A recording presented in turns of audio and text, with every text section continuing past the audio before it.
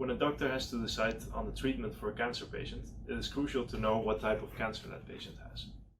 Classically, this is analyzed by looking at the biopsy. However, the problem here is that we assume that all cancer cells are the same and that there's one type of tumor cell. This might cause some rare cell types to slip under the radar and cause problems after treatment.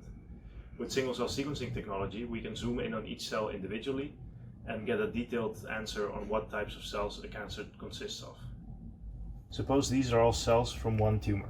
Now typically we analyze this as one biopsy, looking at all cells together, which might give us the idea that there's one average green cell type in the tumor.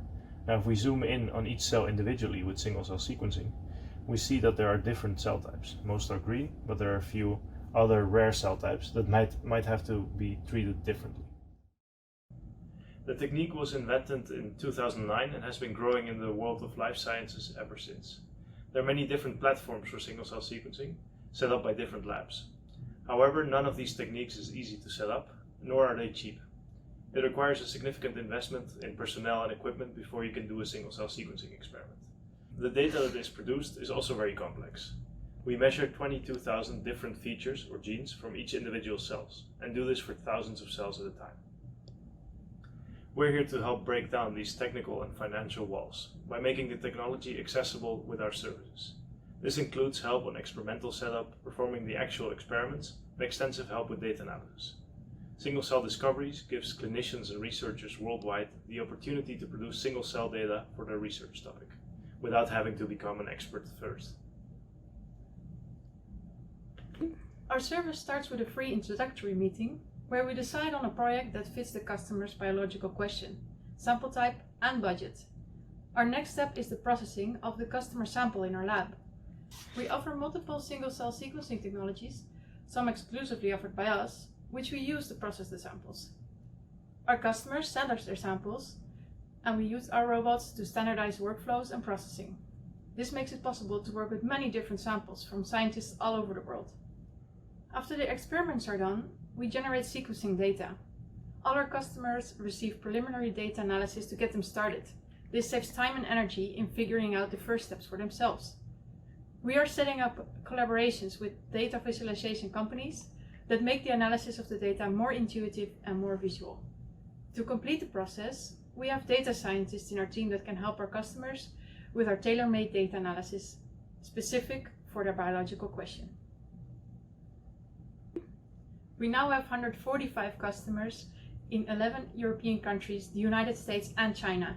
Our customers range from fundamental academic researchers to clinical to big pharma. We have now sequenced 19 species, from animals to plants. In our first fiscal year, we had a revenue of 1.2 million euro.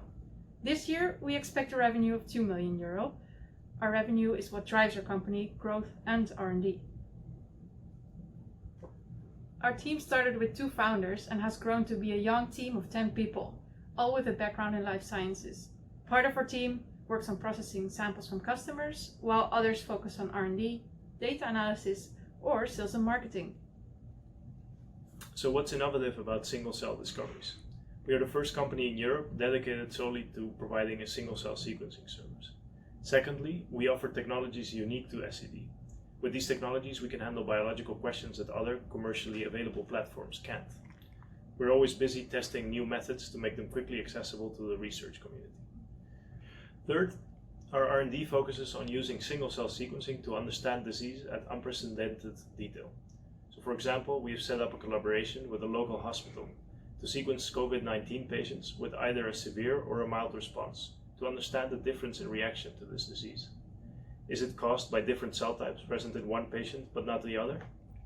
This is information that was previously unavailable to clinical researchers with traditional sequencing technologies, but we can now help make that available. We are currently involved in multiple collaborative projects like this to look at diseases such as cancer, sleeping sickness, and HIV. Our future goal is to break down the wall to the clinic and help make single-cell sequencing suitable for diagnostic purposes. It would have tremendous impact for personalized medicine and how we treat complex diseases.